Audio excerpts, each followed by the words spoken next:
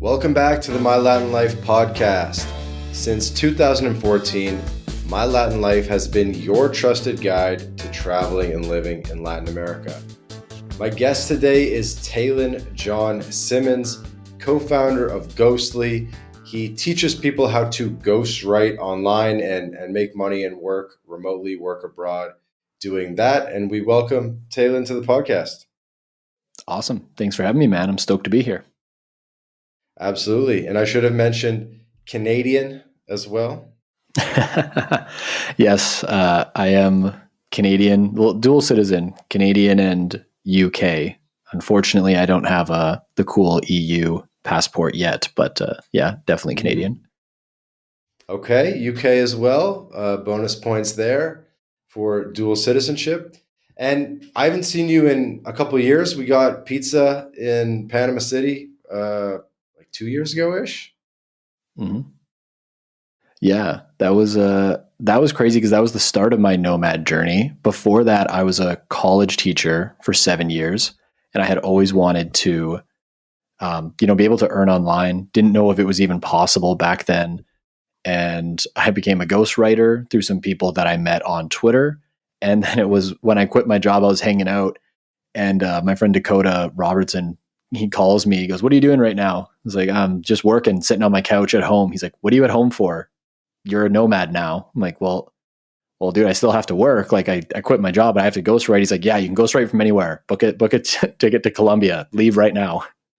And I was like, "Oh yeah, I guess I could." And then I left to Colombia 7 days later. I think it was like 4 or 7 days or something within the week after that call. And I was in Colombia with him for like a month. And then we went to Panama and ended up staying there for like 6 months or something. And that's when I ran into you over pizza. Yeah, and Dakota was on the podcast around that time, maybe 2 years ago. People can go find the old episode.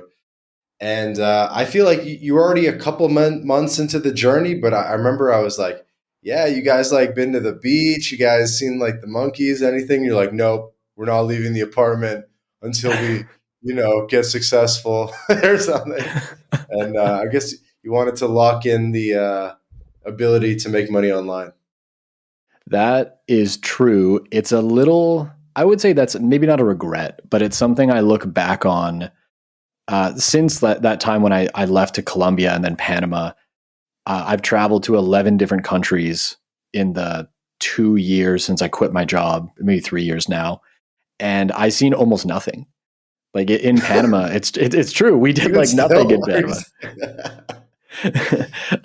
It's nuts, man. Like in Panama, we basically worked in the apartment, went to a couple restaurants. That's like all that I seen. And, we partied at Selena.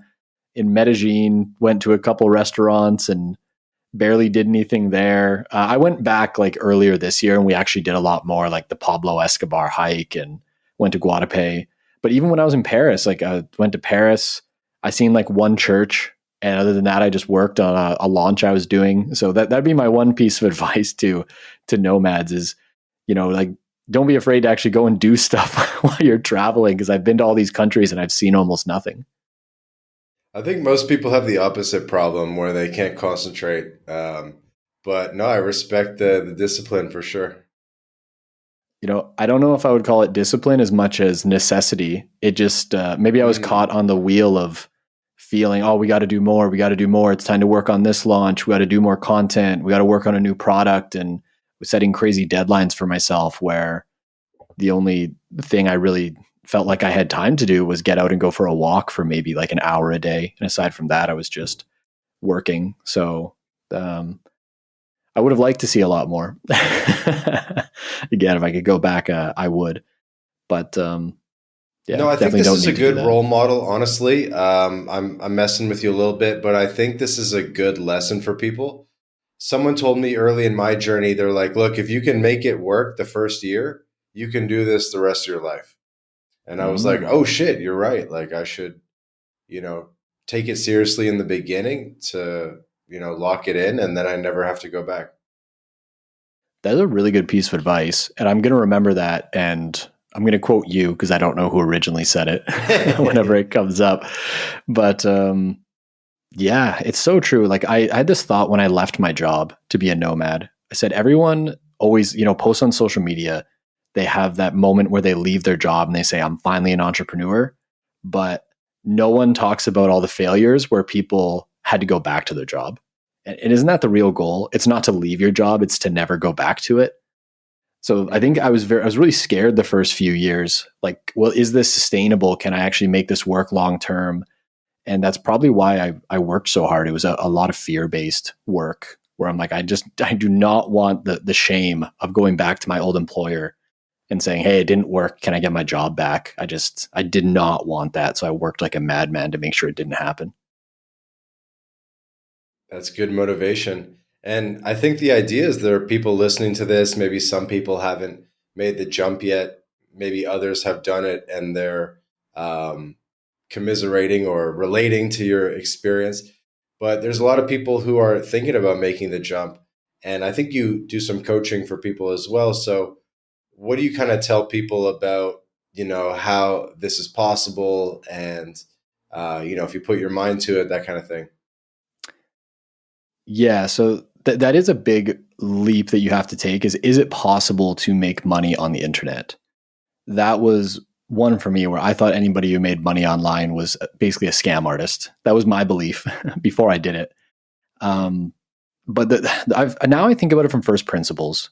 If I go to anybody and say, do you think that you can make money in business? They're like, oh yeah, of course. Like, do you think you could get one customer selling something, whether it be a product or a service?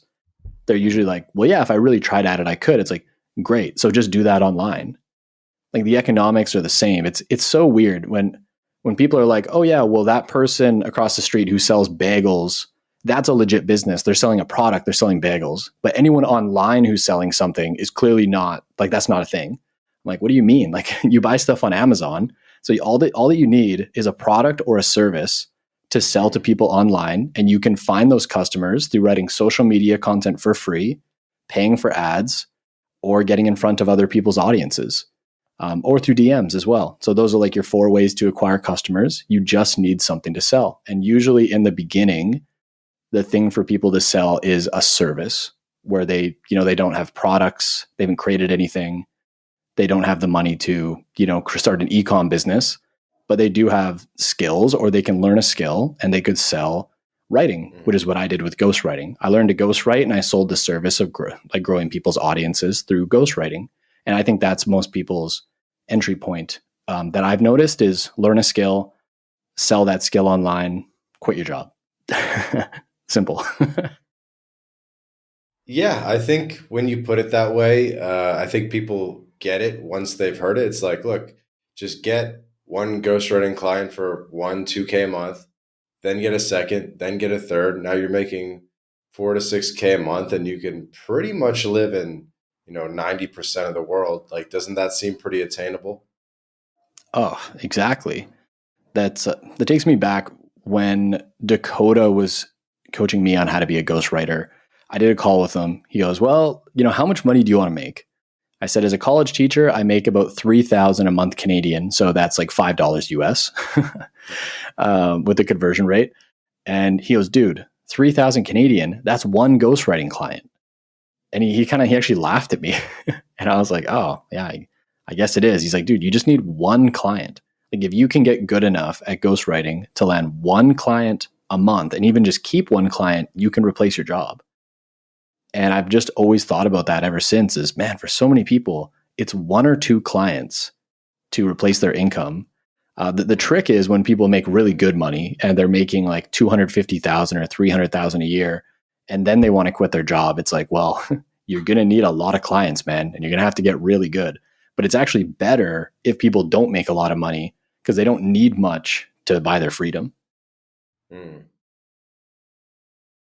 Yeah, that definitely makes sense. What are you kind of seeing in terms of, it's kind of funny because I'm getting a writer in podcast format. You're going from the written to the spoken word. A lot of people do it with sales too. I'm not sure if you have any insight to like the sales versus writing. I'm not sure if it's a duopoly, but maybe it's like the 2 easiest ways to get into remote work. I would agree with you, actually. As someone who is terrified of ever going back to my 9 to 5, my backup plan, quote unquote, is if writing ever failed or I just could no longer make money, I would just go and work a remote sales job. I never used to like sales, but through my ghostwriting experience, I had to do the sales for my agency. So I was the one talking to the founders, the coaches, and the clients. And then when I did info products and got into doing cohorts, like how we coach ghostwriters with Dakota Robertson, I do some of the sales calls for that. And that allows me to keep a pulse on the market, actually practice my sales skills. And I've grown to like it quite a lot. And it's shown me, if I, found someone who had a high ticket offer and I was like, hey, I could close your sales for you.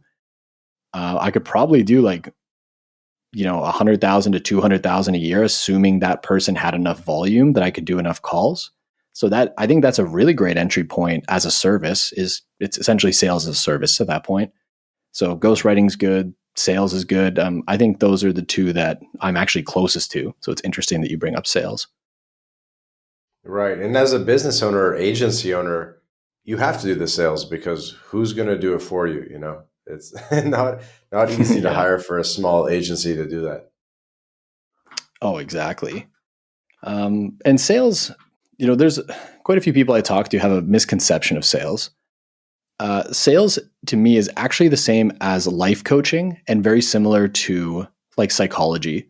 It's just how do you change someone's belief so that they take a new action? Relating it to life coaching, if you hire a coach, someone might say, oh, you're stuck in your life because you believe this about yourself. And then they tweak that belief. They help you realize how to work through your anxiety, or they help you work through your fear of going and, a relationship coach, talking to women, right? And then you take a new action. Well, in sales, it's just that the action you want someone to take is buying a product or a service from you. So it's really just learning psychology and belief shifting. It's not this like weird salesy thing where you're just like pitching yourself all the time. It's actually just chatting with people, seeing what they believe, and identifying what beliefs are holding them back from improving their own lives. That's assuming that your product can actually improve their life if they buy it, or your service. And then, helping them work through those beliefs in real time. It's actually like really fun, like cool psychology stuff when you get into it. Yeah, I wanted to bring it back. I don't know why we went in a sales direction there, but I wanted to bring it back to just your life before and after being nomadic. So going from sort of being in Canada to then being in Panama, and I'm sure you mentioned jumping around. I think you're in Australia right now at the time of this recording. Bring us through like the before and after as you made this, hero's journey in your life. In terms of the before and after, do you mean what I was doing or like my perception of things? Yeah, a bit of both, like lifestyle, everything. Okay, yeah, lifestyle is a good one. So when I was a college teacher, looking back now at least, I definitely was not like living my best life. I was waking up as late as possible before I had to go to work, showing up to work, teaching the classes I had to teach, coming home, eating moderately healthy food, not going to the gym, just reading books, watching Netflix or something, playing video games. I was basically like working and escaping. That's how I would describe my lifestyle. And it wasn't until I actually started dating a woman who was living in Europe at the time. And it was like, okay, if I can't find a way to make money online, like this relationship is I'm never going to get a shot at it. Shit. And she actually motivated me to stop just like playing so much video games and to learn a skill and try to figure this out. And it was through that motivation from her, which I'm very grateful for, I ended up, becoming a ghostwriter. And my lifestyle changed in the short term where I was no longer distracting myself after my day job. I was just working two jobs, and it was very exhausting. This is the part where I'm not going to glamorize it for anyone. That year, it was exactly 12 months, almost to the day, where I worked as a college teacher. And then in the evenings and on the weekends, I was ghostwriting and building my business, and doing both was very hard. And I was very tired. But it was also like really fulfilling. And looking back on it, like I did it with my best friend from high school. And we just look back, we're like, wasn't that shit just crazy? I can't believe we fucking did that. It was just wild. And then after I quit, and started traveling, it was more like I wasn't very confident. I was very new to business, meeting all these entrepreneurs who I didn't really know how to talk to. And my lifestyle was just working all the time because I was so afraid of going back to my job. So I would say the next couple years was just like travel, work, maybe do some fun things like go to a music festival every couple months, occasionally go out for dinner. But other than that, like that's all that how I lived. And it was, I remember sitting there with my co-founder and we're like, man, we quit our jobs to have all this freedom that you see online, be able to travel anywhere and to, work during the day and go like surfing or something, go on crazy hikes, go and see the world. And we're just like working all the time. Like this can't be the way that we want to live our lives. And after like identifying that, I started getting a lot more serious about actual lifestyle changes and figuring out how do I want to live my life. The first goal was just to build an online business, quit my job and gain the freedom. Now it's lifestyle optimization. How do I make the money I want to make while also having the lifestyle I want to have? And what my day looks like now is, well, because I'm in Australia, I have to do calls in the morning because my time zone sucks. But it's like sometimes it's wake up and do calls. I'll then write for 3 to 4 hours, creating a newsletter, social content. I have a team that does all the ghostwriting for me. So I'm not actually doing ghostwriting for clients anymore. I'm in a higher point of leverage. And then I take a break. I go for a walk. I do around 7,000 to 10,000 steps. Just like think through ideas, voice notes, like into my phone on like, oh, I want to write about this, write about this. That's where all my ideation happens. And then I'll do maybe a little bit more admin work and things like that afterwards. I'll usually hit the gym around this time, but I only work out around 3 days a week, just keeping it light. And then my girlfriend comes home, we eat food. And then in the evenings is where I'll do breath work. My girlfriend's becoming a breath work instructor, and breath work has radically changed my life and helped me cope with anxiety and the pressure of running a business. So I'm very all in on doing breath work once or twice a day for around like 20 to 30 minutes. That's been like kind of my holistic thing that I really love. And then before bed, I actually just read manga. I'm a big anime fan. I'll sometimes read like nonfiction books if I'm in that stage of my life and whatnot. But right now I'm just like really loving just like reading manga every day, just like Tokyo Ghoul, Jojen X, like Vagabond for anyone who might be into that stuff. Probably no one, but just read basically the written animes, the MVPs of anime. And then I go to bed. And that's kind of my day, man. It's very simple. It's nothing crazy, but I just fucking love it, man. It's what I like to do. I just like to sit with my ideas, read good books, go to the beach or the ocean, and just write. And that's just what works for me. What was it like to sort of extract yourself from the actual writing and the actual sort of completion of the services to outsourcing, delegating, taking on more of the business owner role? Challenging. It's a different skill for sure. It's not like you can just hire it out to somebody and they're just writing it and then you're like, great, I'm in a point of high leverage and I can just sit back and someone else is doing the work and life is good. It's like, nah, it's just a different job. It's less time intensive for sure now that I have good systems in place. But I'd say I failed in the beginning because I didn't systemize it. I didn't give my writers a way like, here's from A to Z how you're going to do the writing. Here's how to do the hooks. Here's how to find the ideas. Here's how to interview the clients. I just would like throw them in the deep end. And that's when my business was an absolute wreck. And it came to the point that like my co-founder, Dale, like we sat down one day. This is early, like Dale. Yeah. Shout out Dale.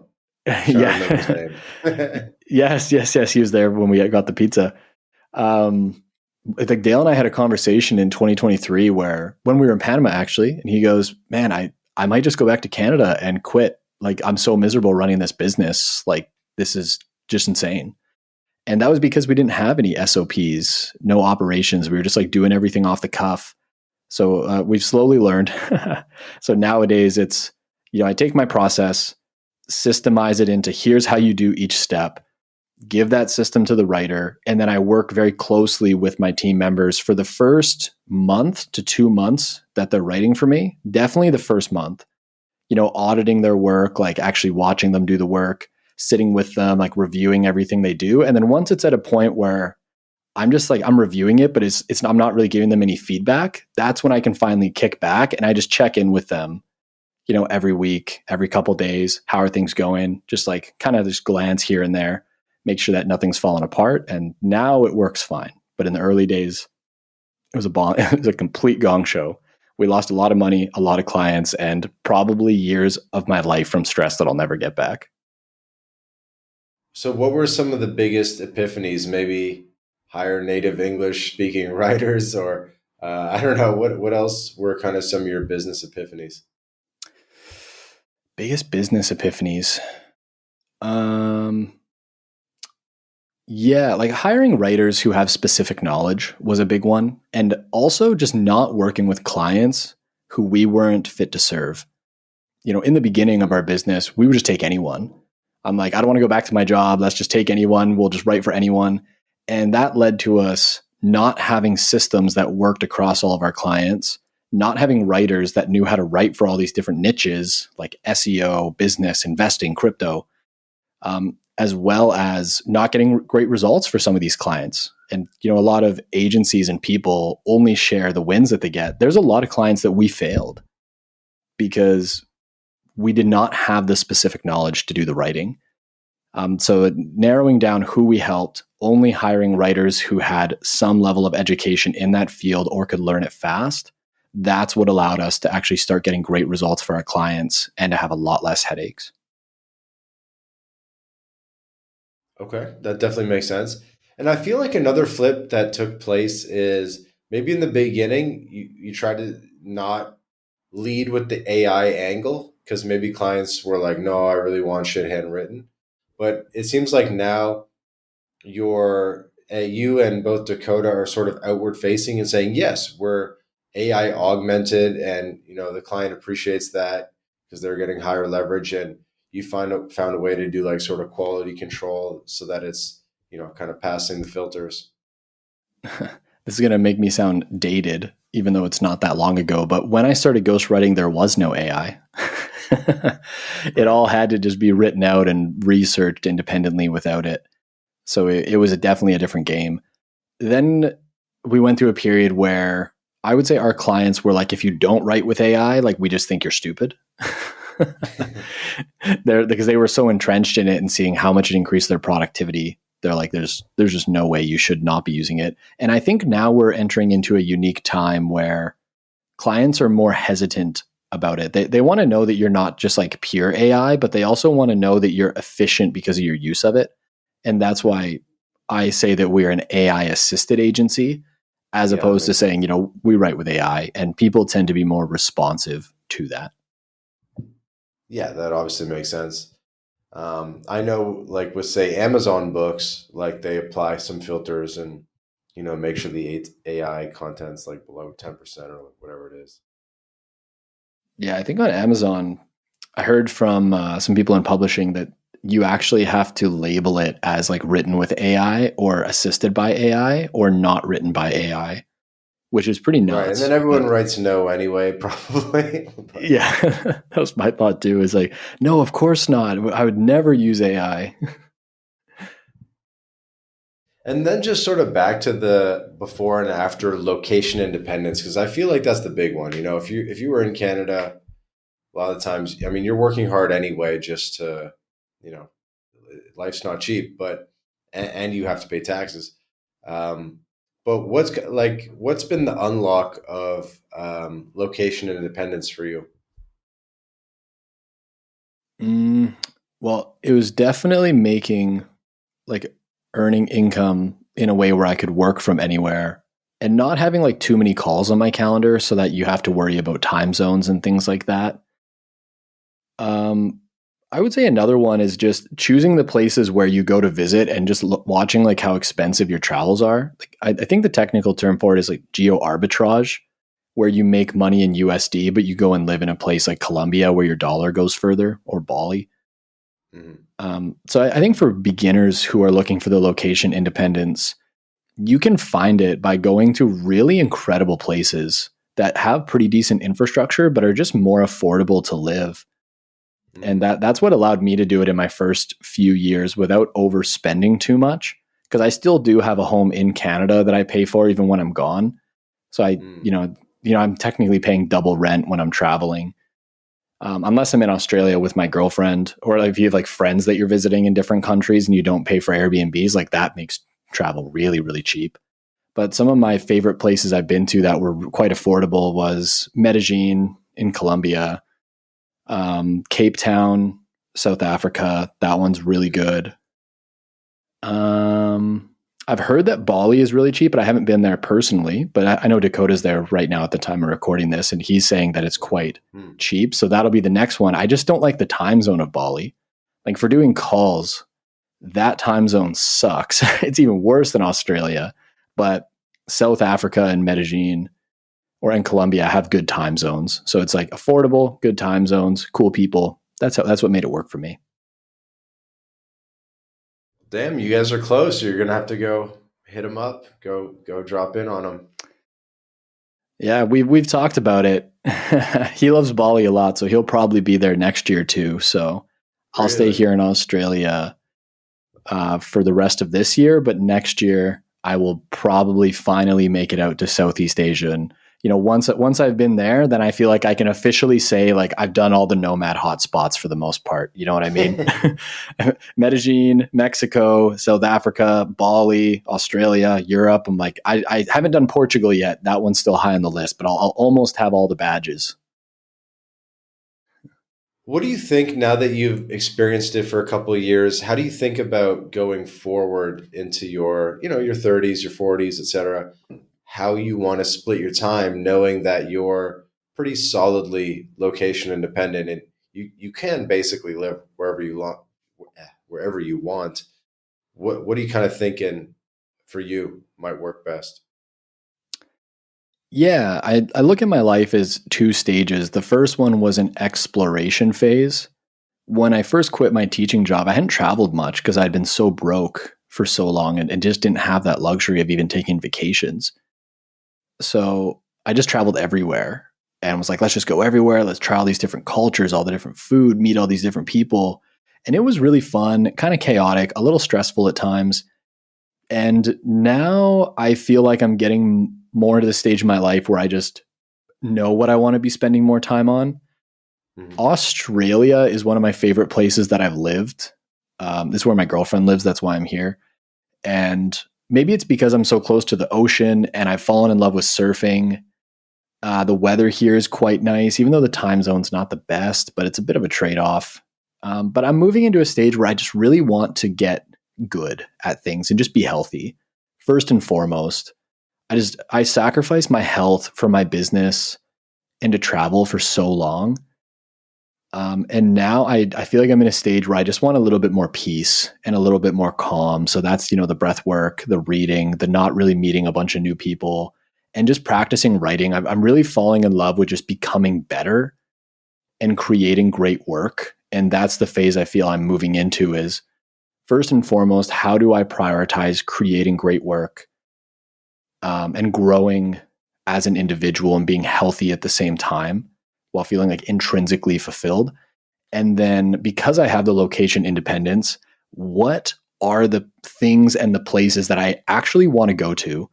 Not just like I did in my late 20s where I'm like, oh, let's just go check out Paris. Let's just go to Spain and let's just see what's up.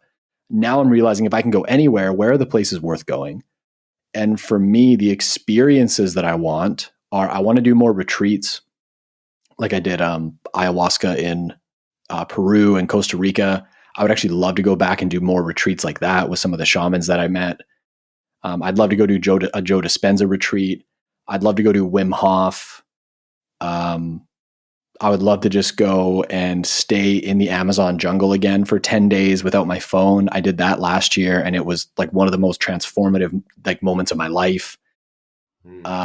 Stuff like that. When I look back on all the travel, the stuff I remember wasn't like the fanciest places or the nicest architecture or the picturesque cities. It was just the experiences with like really good people that I'm like, man, I really just felt like I bonded with my friends, or I learned and discovered something new about myself, or like leveled up. So those are the experiences that I'm excited about moving forward. But I only discovered that because I did two, 2.5 years of traveling like all over the world and just trying out different stuff.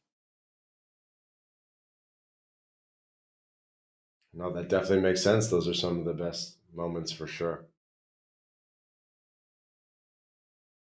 Yeah, it's wild, man. Retreats are fun. Those are definitely some of my favorites. It's easy. I'll say this about being a nomad is sometimes I feel like it's easy to get caught up in the speed of it. And you can get swept into other people's lives easily. You strike me as someone where this might not have happened, but I found as I was hanging out with people who were ahead of me in business, they were making more money than me, they were traveling more frequently. You just start to get this FOMO that if you're not with them, you're going to be missing out.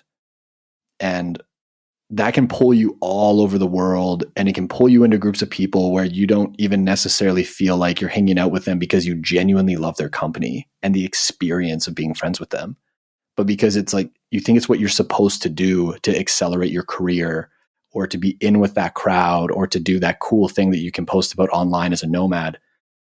And yeah, I think that's why I stepped away. Was I'm like, what do I want to get out of nomading aside from the influences of what other people want to get out of it? And it took me like stepping away to realize that for myself. Yeah, I do kind of know what you mean.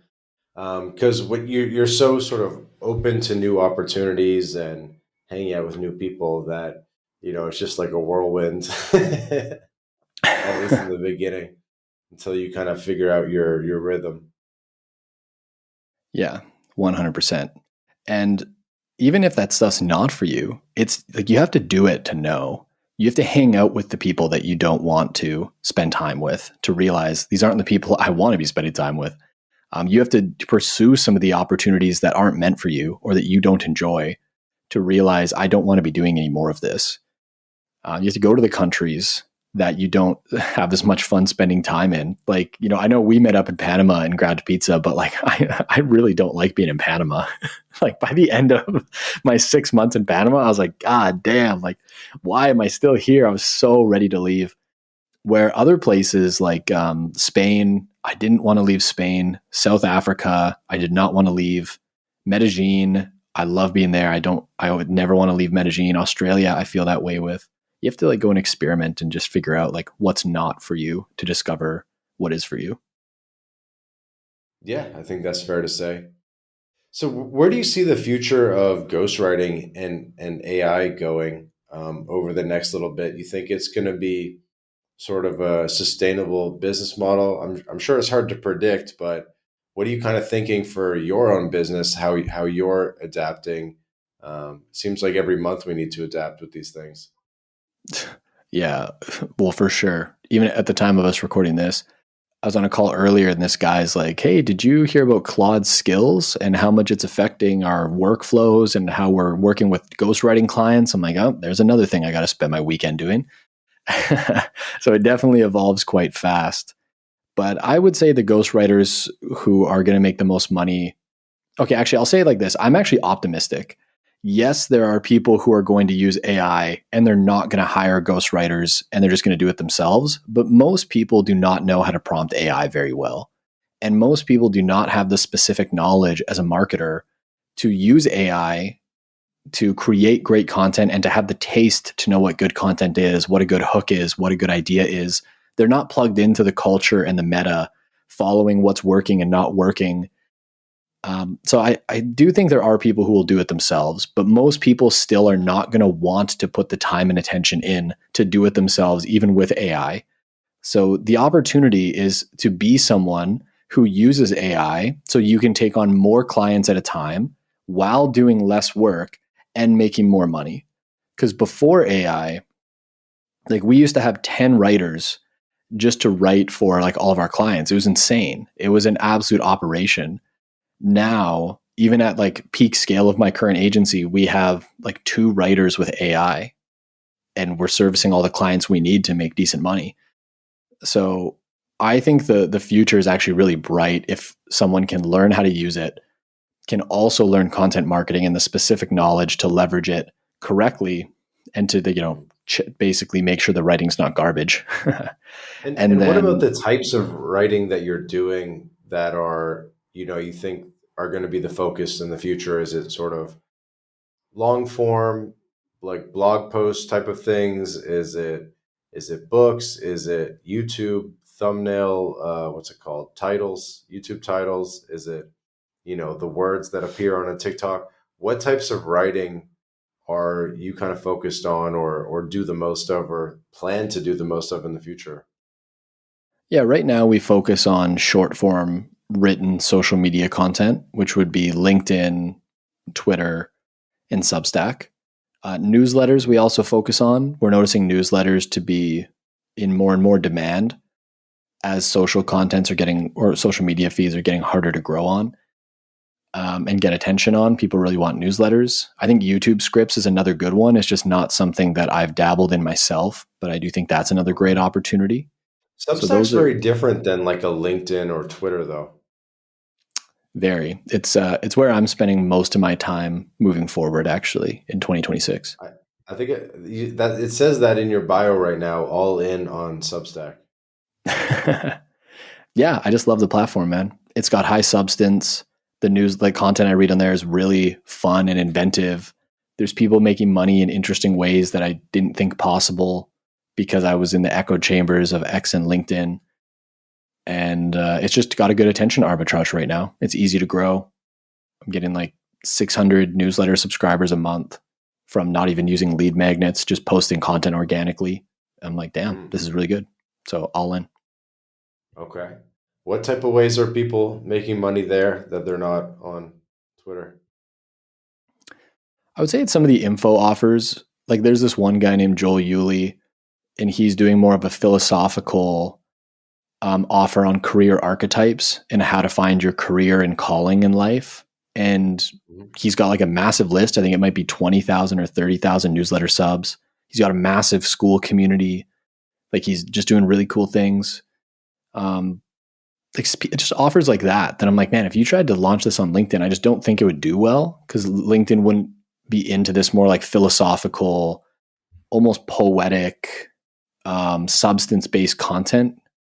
But on Substack, there's just like such an audience for it. So it's Mm. cool just to like browse through and see how people are monetizing Substack because of the niche diehard communities there. It's pretty cool what they're able to make money with. Okay, that definitely makes sense. I have a similar question, which is with Twitter, like the way I do it personally, I have I mix formats. Like I have some tweets that are pure text only, and even of the pure text tweets, there's different styles of tweets. There's lists and hot takes and that kind of thing.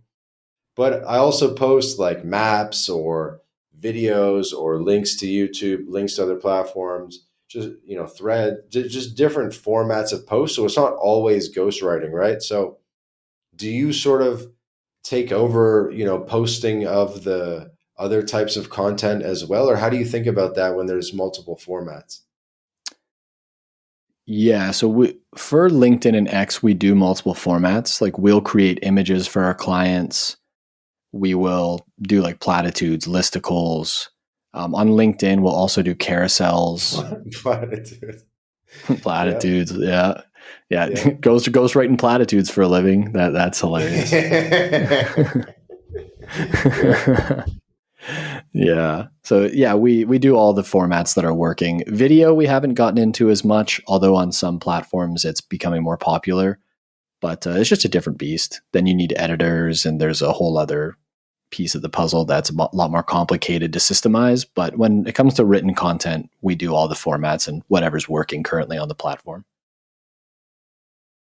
Yeah, definitely makes sense. Or I would like give you all the video files and I'd be like, yo, post a video every 3 hours or something, just like put it in the content mix.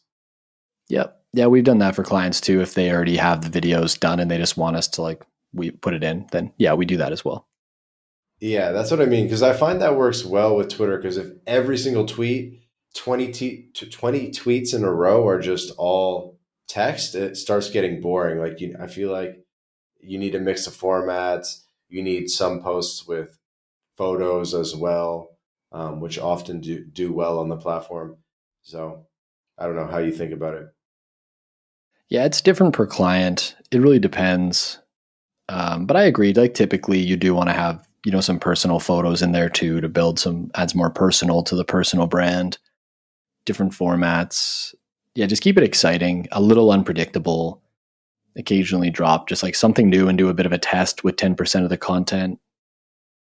Yeah, I agree. Right. Because how does a ghostwriter do the steak with boobs photo? I guess you can do it with AI now, but you know what I'm Yeah. talking about. It does well. Yeah, just AI. You just and then if AI says I can't do it because of terms of service, you just need to get smart enough to prompt around it. It won't do steak with boobs on the prompts. I have no idea. I haven't tried it. I mean, like, not bare breasted boobs, but like, with the shirt. It might. Now I know what I got to test after this. It's like, all right, I immediately need to go and figure this out. Can it be done? Right, because it's like the easiest content. You just write like guys only want two things, and then it's like steak, and then like some chick. Um, That's such an OG too. That's like an early 2022 Twitter one. I've seen that working for like 4 years. it's just things stay working for sure. There's a lot of recyclable formats if you kind of look in with that lens. Yeah, 100%. It goes in like cycles, man. There's some stuff that was working in early Twitter and then it just stopped working. And then 2 years later, you see it coming back and you're like, whoa, this is like trends in fashion. They just go in circles and they come back in new and slightly different ways. Hmm. Yeah, that definitely makes sense. And then I guess just coming back to the hero's journey as we get to wrapping up. I'm not sure if you have a hard stop in 5 minutes. I do have a hard stop, but yeah, 5 minutes is good. Okay. Okay. Well, that's why I'm an expert podcaster, is I made sure to check. Okay.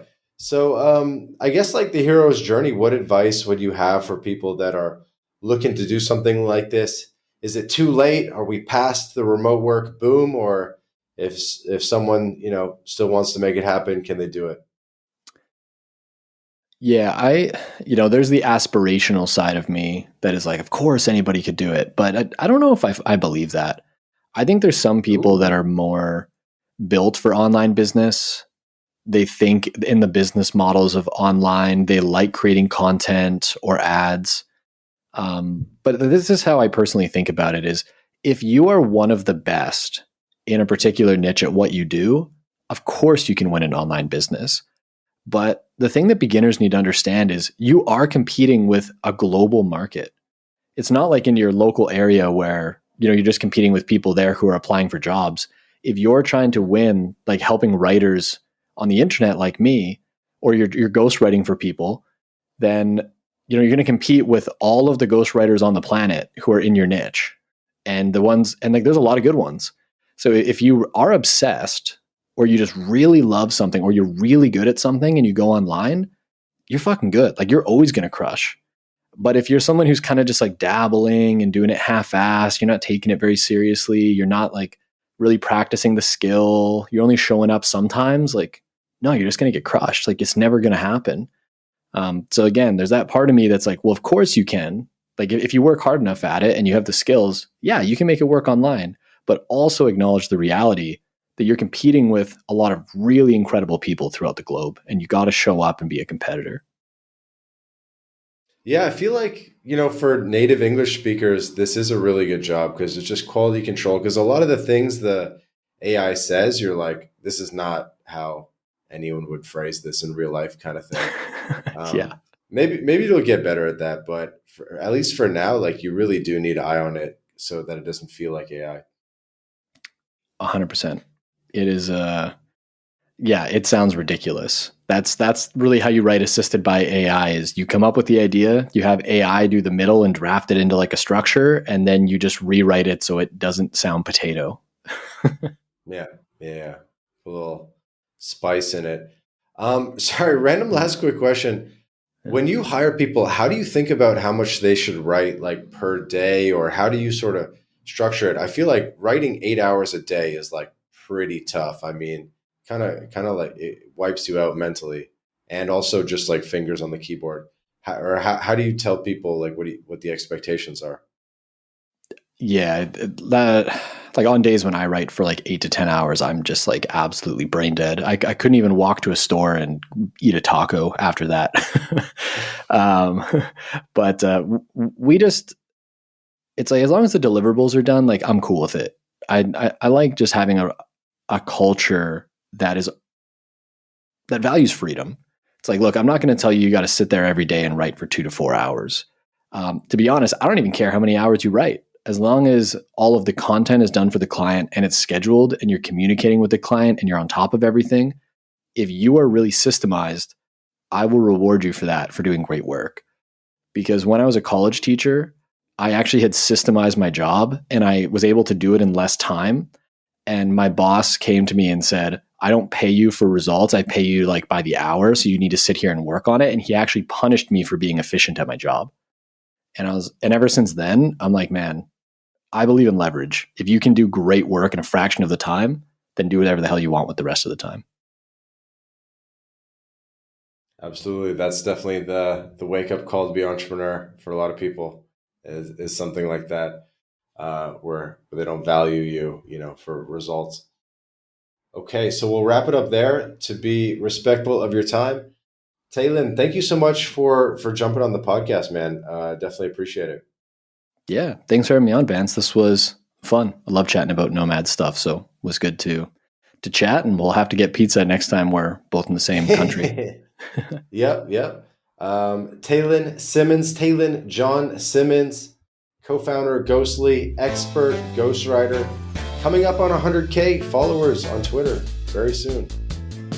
Been a long time coming. 97K or something, it's coming.